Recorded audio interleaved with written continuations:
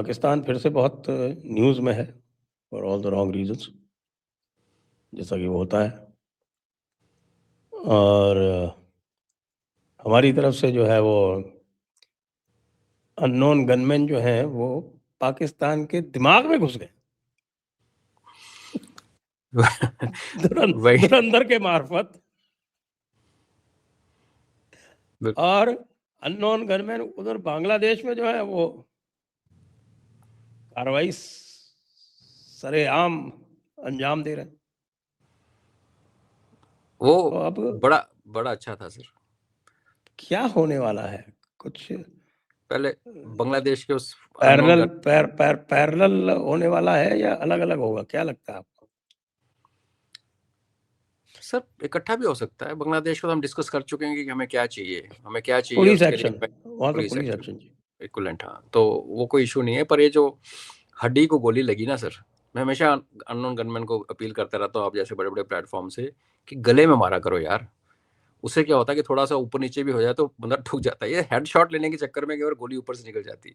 अच्छा, प्लस वो आज एक और भौंक रहा था ना, बड़ी जोर जोर का, उसका एक वीडियो घूम रहा है ऐसे। अभी अगला हाँ। तेरा नंबर है तो उसको भी गले में पहले मार पहले इसको साइलेंस करो, फिर ठोको, फिर कोमा शमा में जाके चलो जाता है।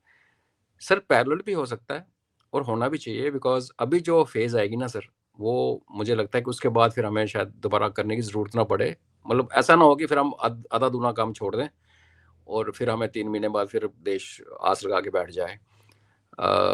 तो जहाँ जहाँ प्रॉब्लम एरियाज हैं सर, जो सरकार को सब पता है, अभी जहाँ जहाँ टारगेट्स हैं, इकट्ठे कैपेबिलिटी भी है और होनी भी चाहिए सर। वन गो में साफ करो। अल्टीमेटली एक बड़ी लड़ाई तो होनी है सर पाकिस्तान के साथ। पाकिस्तान को तोड़ने के लिए सेना अंदर जाएगी, वो अभी होता हुआ नहीं दिख रहा। लेकिन ये जो एक तगड़ी अच्छी पनिशमेंट जो उनको 1.5 साल दबा के रखे। हालांकि ये बात बताऊं सर, जब इनको मार पड़ेगी ना सर, टूटेंगे ये अपनी हरकतों से बाज नहीं आएंगे। क्योंकि जब मर के ही आपने हुरों के पास जाना है तो इनको फर्क नहीं पड़ता, तो तब की तब देखेंगे।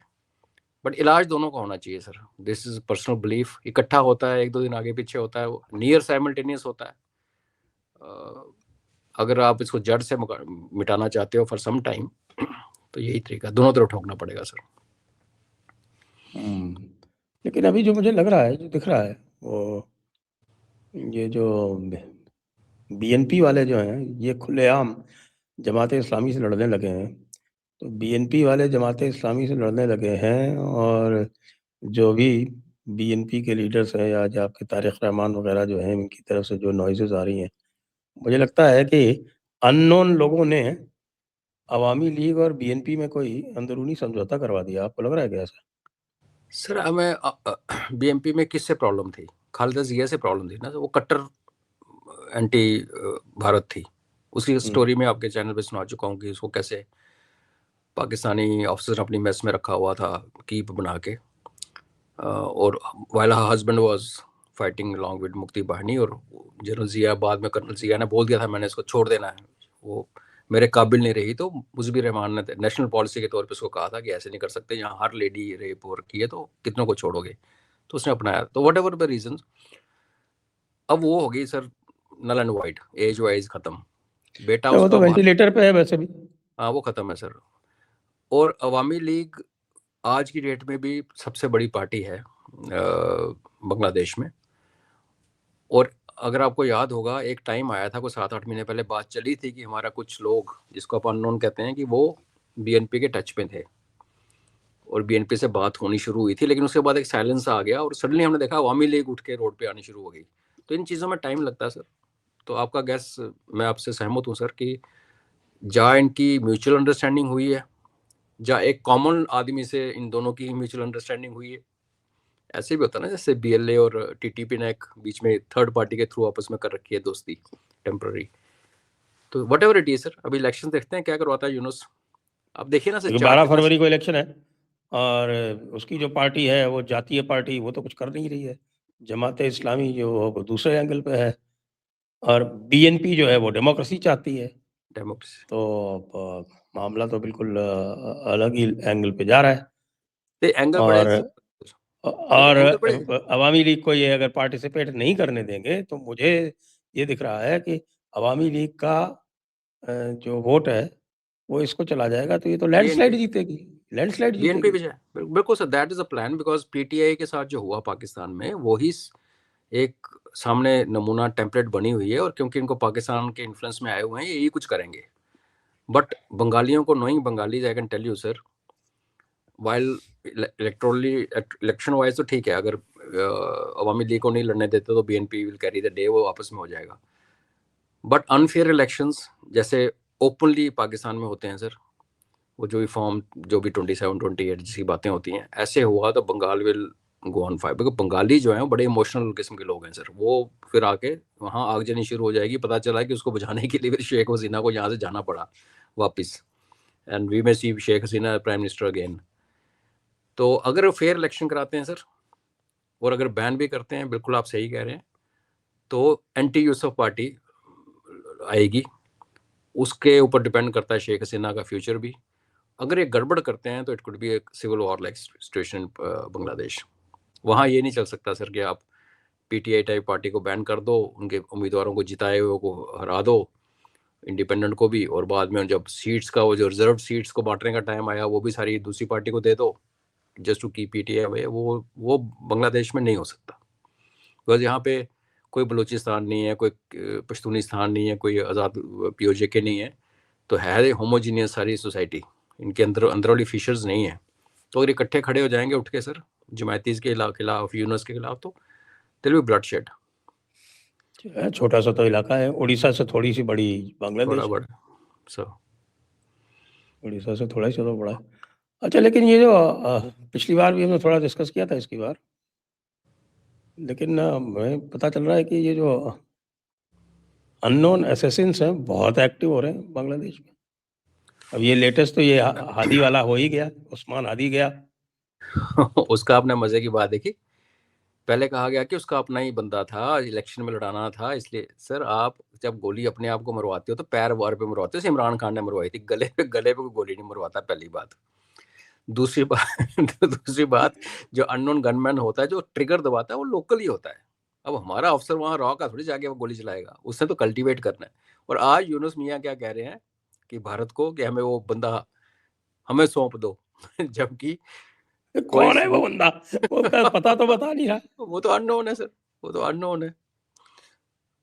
कौन जाने किस रूप में नारायण आ जाते हैं, हमारे तो अननोन कहीं भी आ जाते हैं। तो ये तो हमें समझना पड़ेगा ना, इसके बारे में बात हुई थी पिछली बार कि जो लास्ट में जिसने गोली चलानी है वो लोकल ही होगा। उसको कैसे कल्टीवेट किया जाता है, कैसे ट्रेन किया जाता है, वो वहाँ पे एक कहानी है जो ठीक। और सर बांग्लादेश में तो वैसे गदर मचा हुआ है, बहुत ज़्यादा हो रहा है, ड्रोन अटैक्स भी हुए और बड़ा कुछ हुआ, न्यूज़ में नहीं आ रहा, बट थोड़ा बताइए, इसको खुलासा कीजिए साहब। नहीं, हमने भी सर सुनी हुई बातें हैं कि 4 ड्रोन अटैक हुए, अनआइडेंटिफाइड ड्रोन्स थे, बर्मा की तरफ से आए, 4 टारगेट्स पे घुस गए। वो टारगेट्स क्या थे, क्या वो कैंप थे, नहीं, क्या वो किसी की आर्मी इस्टेब्लिशमेंट थी, नहीं, टारगेटेड किलिंग हुई है। कोई कहता है कि 30-35 लोग मारे गए, I am not sure about it, but Bangladesh में काफ़ी कुछ हो तो रहा है sir, there is no doubt. और इसके बारे में जैसे पिछली बार कहा कि वहाँ केजीबी से लेके, मोसाद से लेके, हम लोग, तुर्की वाले, पाकिस्तानी, चाइनीज, सारी की सारी इंटेलिजेंसीज इस टाइम सीआईए एक्टिव है। इतनी छोटी सी ज्योग्राफी जो आप कह रहे हो, उड़ीसा से छोटी जगह में, आप उड़ीसा से थोड़ी पाकिस्तान, सी बड़ी है, सॉरी, उड़ीसा से थोड़ी सी हाँ, बड़ी है। तो आई मीन इतनी छोटी सी जगह में सर, और वैसे डेंसली पॉपुलेटेड है Bangladesh, area wise very dense country, उसके अंदर इतनी इंटेलिजेंस कम्युनिटी जब घूमने लगे सर, तो टकराव तो होगा सर, वो लोग मारे जाएंगे। बट इतना है कि जो मारे जा रहे हैं उनको कोई क्लेम ही नहीं कर रहा, बिकॉज वो कौन है, आधे तो फॉरेनर्स हैं उसमें, पता नहीं चल रहा कौन है। इट्स नॉट लाइक ना कि आप हावी सईद को मारो तो पता चलेगा, पाकिस्तान बोलेगा हमारा ना। तो छोटे से देश के लिए बड़ी गंदी सिचुएशन है कि इतनी ज्यादा इंटेलिजेंस की लड़ाइयाँ बड़ी गंदी होती हैं sir, and there is no ethics, no morals, simple सी बात है। तो कितने लोग यूज होते हैं, कितने लोग उसमें ठोके जाते हैं, और छोटी सी जियोग्राफी के लिए उसको एब्जॉर्ब करना मुश्किल है। मतलब काफी इंटरेस्टिंग हो रहा है। बांग्लादेश और बांग्लादेश गर्व है सर इस और लियारी से ज्यादा इंटरेस्टिंग है। टाइम। ले आ रही तो मैंने सर अभी तक मूवी देखी नहीं है, अरे कमाल हो गया। देख ही नहीं पाया sir, I am so busy with आज थिंग्स। तो मैं देख रहा था कि साहब वो कश्मीर वैली में भी बहुत जबरदस्त हिट है, लोग कश्मीर वैली के रशेस दिखा रहे थे वहाँ पे कि साहब देखिए कश्मीर वैलीज में कैसे लोग जा रहे हैं, और वहाँ पे भी थिएटर चलने लगे हैं पिछले 2-3 साल से। आइनॉक्स लगा हुआ है वहाँ श्रीनगर में, और कह रहे हैं कि साहब पुलवामा में और शोपियां में भी थिएटर है। बिल्कुल सर, और हमारे जम्मू में भी तो देखो ना, अभी सारा कश्मीर यहाँ आ जम्मू रखा में है। तो हमेशा से रहे हैं, जम्मू में तो कभी बंद नहीं हुए। नहीं, इस टाइम कश्मीरी काफी यहाँ आए हुए हैं ना सर, दरबार मूव के साथ।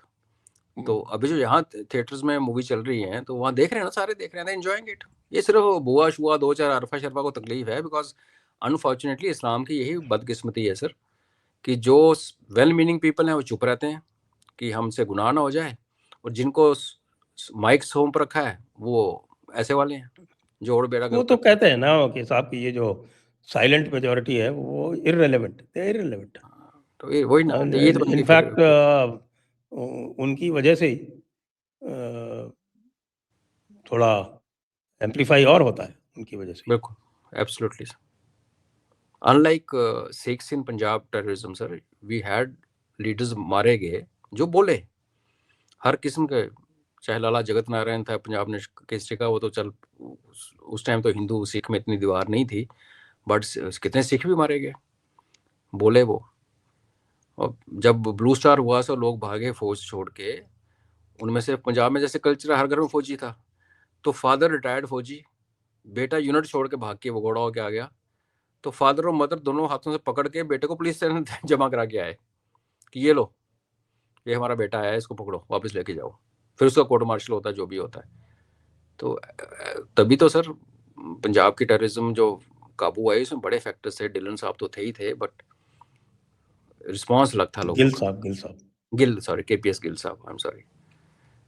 तो वो यहाँ नहीं देखे जा रहे, तभी फिर बदनामी होती है, फिर वो डिफेंड होता है कि सारे वो हैं कि नहीं है। बट सही बात है सर, अगर आप साइलेंट रहोगे तो फिर, और ऐसे लोगों को माइक पकड़ा दोगे, अरफा खानम जैसे बंदों को, और क्या राणा अयूब, तो गांधी मचेगा ना सर, और बदनाम सर। बिल्कुल सही बात है।